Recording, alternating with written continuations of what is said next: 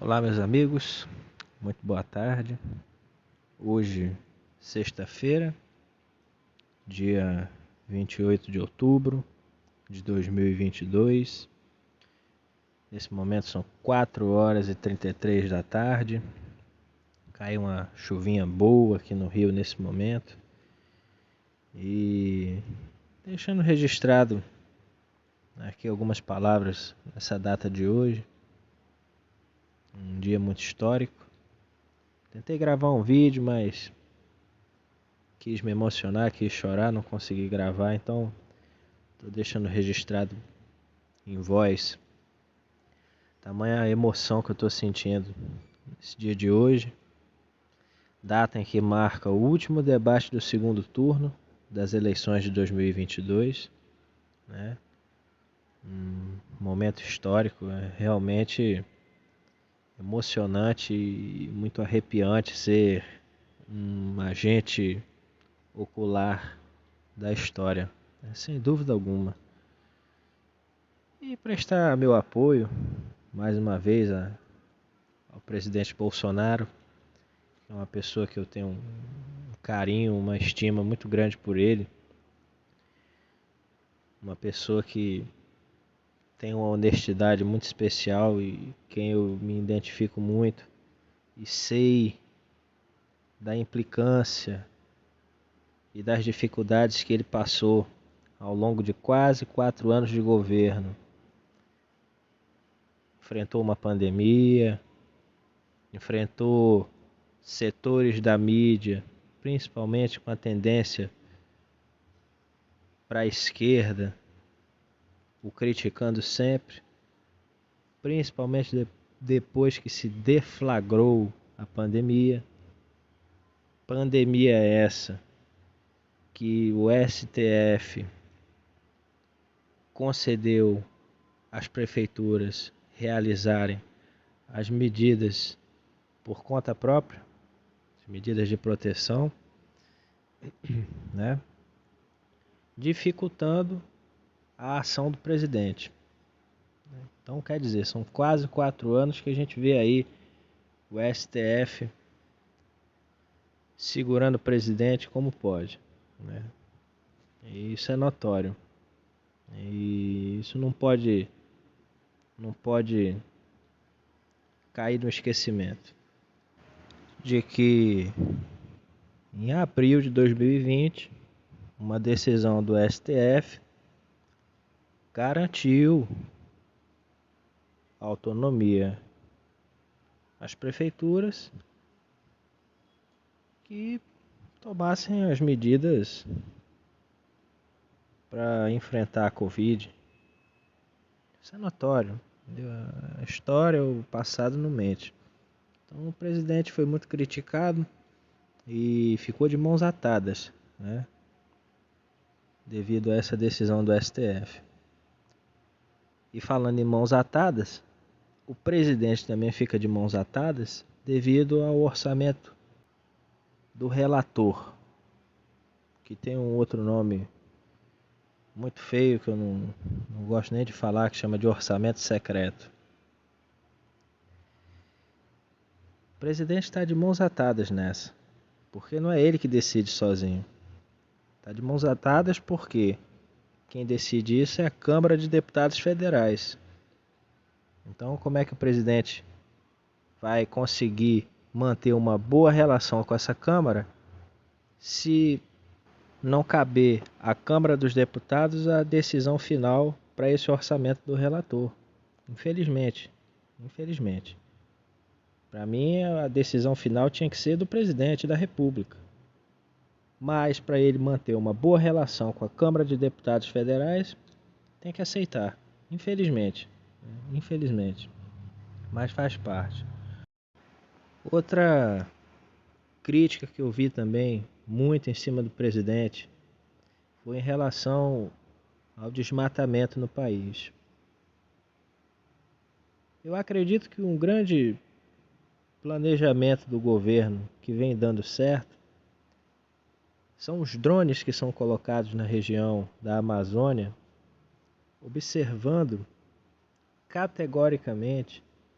inclusive até com imagens observando a temperatura para ver se há pessoas caminhando na região ou realizando o ato do desmatamento, que para mim tem contribuído muito ao combate. E, ao meu ver, o combate ao desmatamento na Amazônia vai aumentar mais ainda se o presidente adicionar tropas do SIGS, que é o Centro Integrado de Guerra na Selva, para cuidar da região. Por quê? Eles são treinados para o clima da região.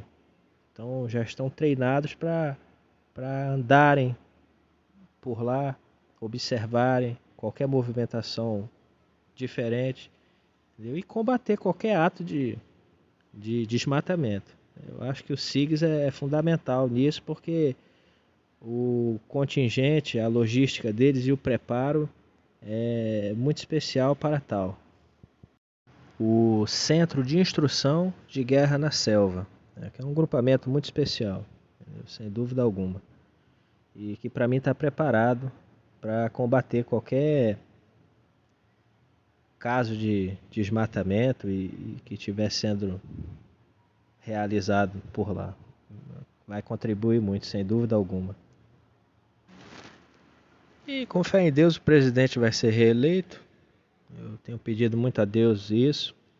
Eu vi umas palavras do presidente num pronunciamento dele em Minas Gerais há uns dias atrás. Ele falou algo que eu concordo totalmente. O Brasil já pavimentou a pista para decolagem. Entendeu? Nosso país é um avião próximo a decolar. Olha o caso da Argentina. O que está acontecendo? A economia em pandarecos. A Europa, da mesma forma, passando até por um período de racionamento de energia. Entendeu? O crescimento da China, não muito grandioso, um crescimento tímido. A economia dos Estados Unidos, a mesma coisa, num crescimento tímido. E o Brasil cada vez indo mais adiante e melhor, entendeu? Então eu acho que o momento é de união, todo mundo arregaçar as mangas, trabalhar em conjunto, para o Brasil estar cada vez maior num cenário mundial, cada vez mais em evidência, numa evidência inteligente, numa evidência positiva, entendeu? E é um momento de todo mundo manter uma temperança, que é uma palavra que eu acho muito especial, o equilíbrio, entendeu? Devemos manter sempre a temperança, a calma, entendeu? Agir certo no momento certo. E eu tenho certeza que o presidente sempre fez isso. E ele é uma pessoa que ele trabalha e convive com a verdade. E eu me identifico muito com ele nisso também. Entendeu? Então é o momento de todo mundo se unir, trabalhar em prol do Brasil, entendeu? Pensar nas gerações do futuro, olhar para as crianças agora, atualmente, e imaginar que elas vão levar a gente para as gerações futuras, lá na frente, né? E trabalhar. Eu peço muito a Deus também que a porta dos empregos se abram cada vez mais e sempre ao povo brasileiro, a todo mundo, e que nos mercados o preço dos alimentos caiam.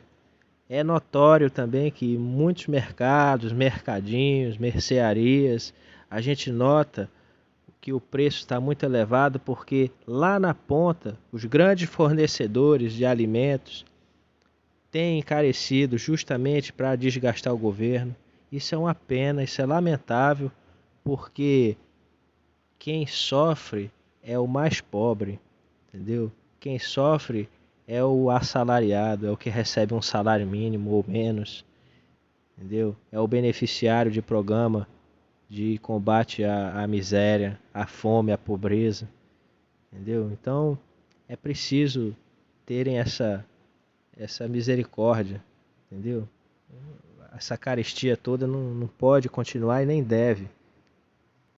E falando em programa de combate à fome, à miséria, entendeu? E à pobreza, o auxílio emergencial ele é um sucesso, entendeu? É um exemplo mundial, sem dúvida.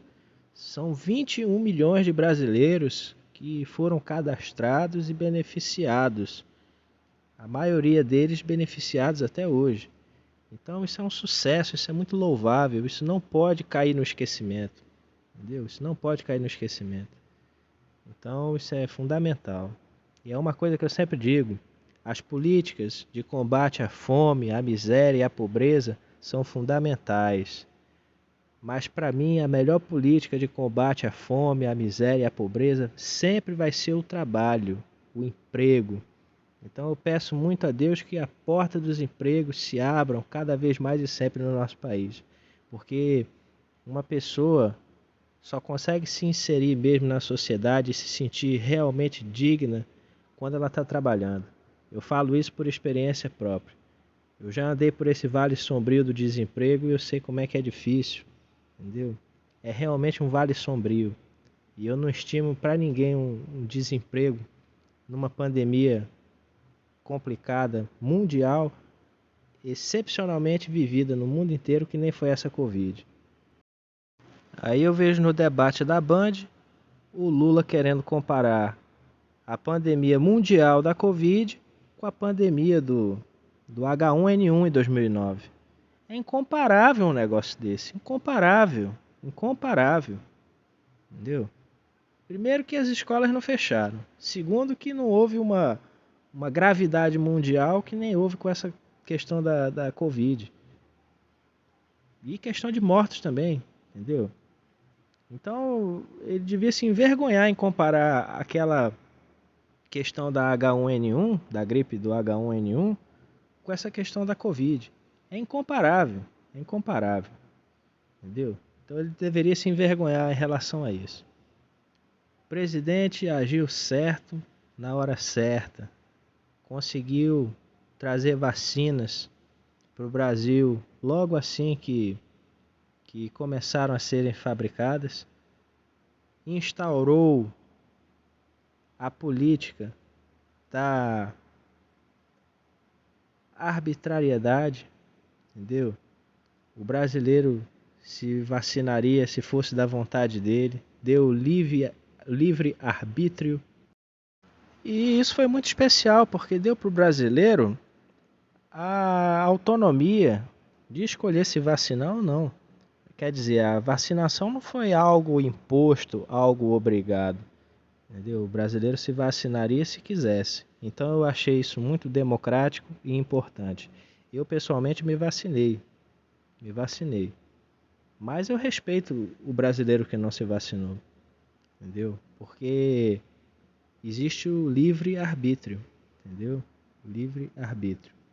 Eu me lembro que a coordenação de vacinação aqui do Rio de Janeiro, para mim foi um exemplo. Um trabalho do governo estadual, Cláudio Castro, em parceria com o secretário de Saúde, o seu Carlos Alberto Chaves, se não me falha a memória, em parceria com o governo federal. Ou seja, era um repasse do governo federal para o governo estadual e o governo estadual organizava com a logística a distribuição pelos municípios. Eu achei fantástico. Aí cada município se organizou como pôde, na data e na vacinação de quem quisesse se vacinar. Então isso é memorável, entendeu? O brasileiro não deve se esquecer disso. E o presidente agiu como pôde, no momento que pôde, diante de uma excepcionalidade mundial jamais vivida, entendeu?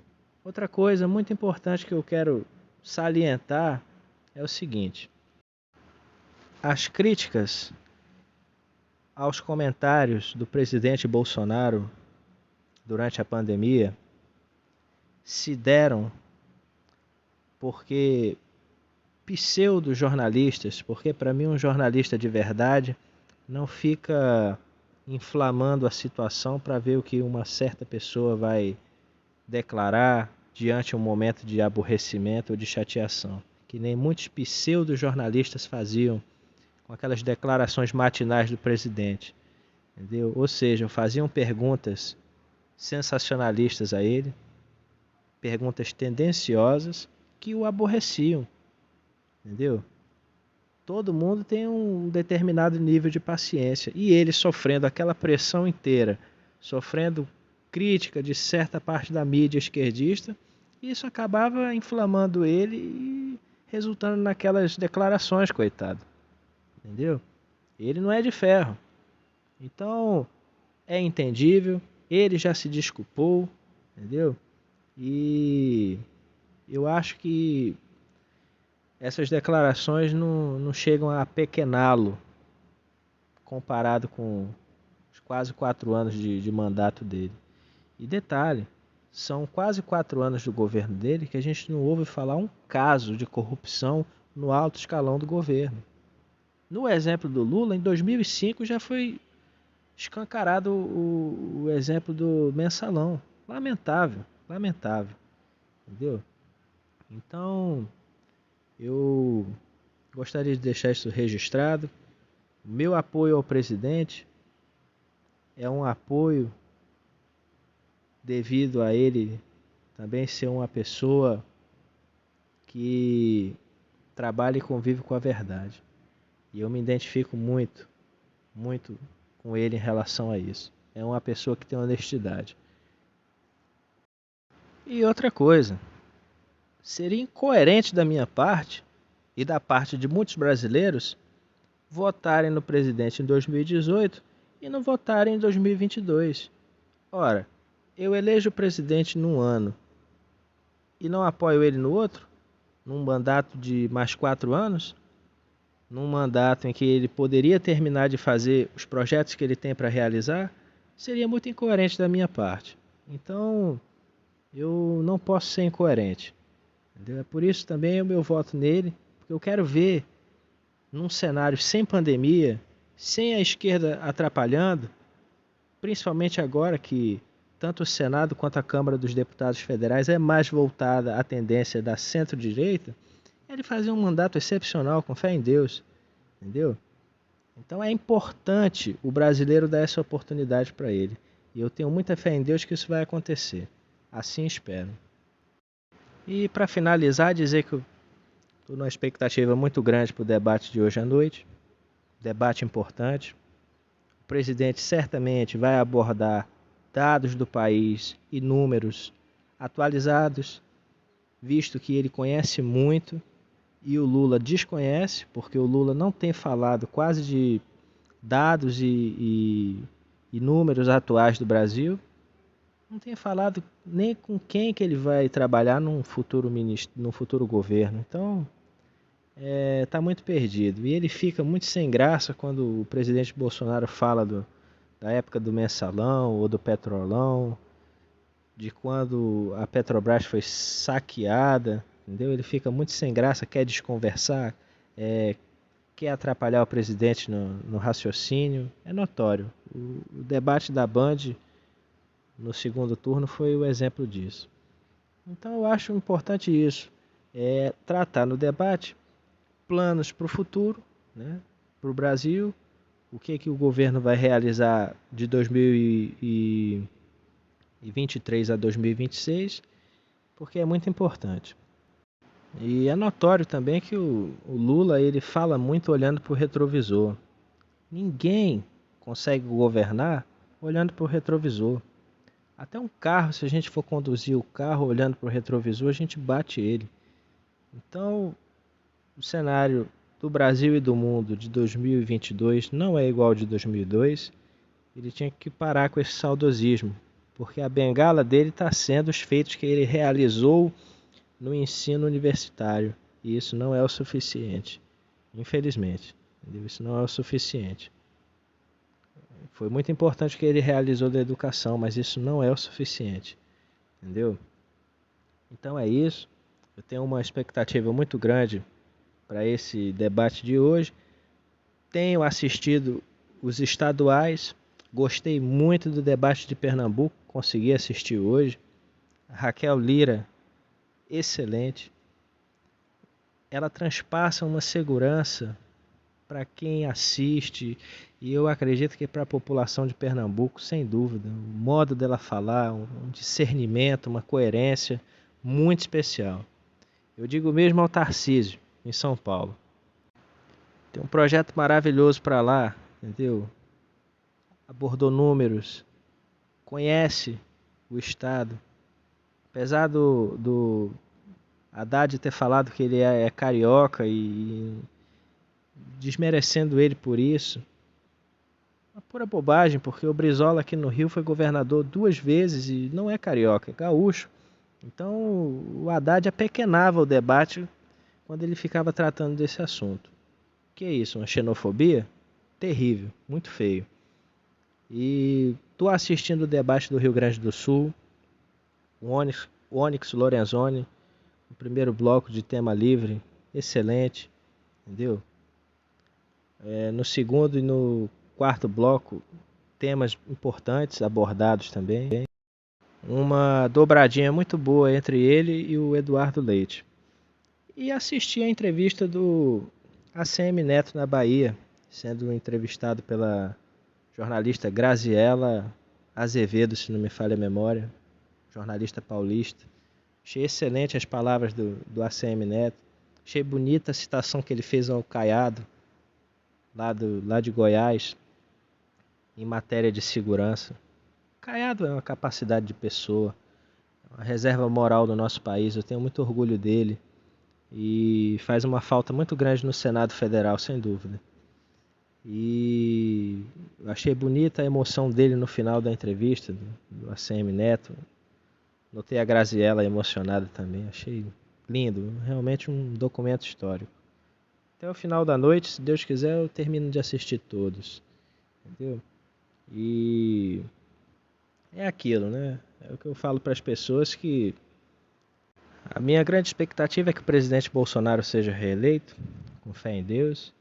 E para os estados que ficaram para o segundo turno, o governo do estado, eu tenho a minha torcida lá para Alagoas, o Rodrigo Cunha, o Amazonas, o Wilson Lima, a Bahia, o grande ACM Neto mesmo, capacidade de pessoa, entendeu? No Espírito Santo, Manato, na Paraíba, o Pedro Cunha Lima, entendeu? Pernambuco, a Raquel Lira, maravilhosa, uma potência mesmo, uma capacidade de pessoa. No Rio Grande do Sul, Super Onyx também, link direto com o governo, vai ser um bom angariador de recursos para ajudar mais ainda o Rio Grande do Sul, sem dúvida, entendeu? Rondônia, grande Marcos Rogério, também um exemplo, uma reserva moral do nosso país, entendeu? Santa Catarina, Jorginho Melo, tô na torcida pelo Jorginho. São Paulo, Tarcisão, se Deus quiser, tudo indica que ele vai ser eleito, entendeu? E em Sergipe, o Fábio, né? O Fábio, e que tá até doente, coitado. Deus abençoe ele, que ele se recupere, né, o quanto antes, para que no domingão ele consiga ir lá votar, né? E que ele se recupere o quanto antes, né? Grande Fábio Mitidieri, né? Deus abençoe que ele se recupere o quanto antes para poder no domingão tá firme e forte para votação. No mais é isso, meus amigos. Que Deus abençoe e proteja a todos, tá? Um abraço carinhoso a todos e viva o nosso país e a democracia dele, longa, longeva, para sempre, né? E que assim seja. Um abraço.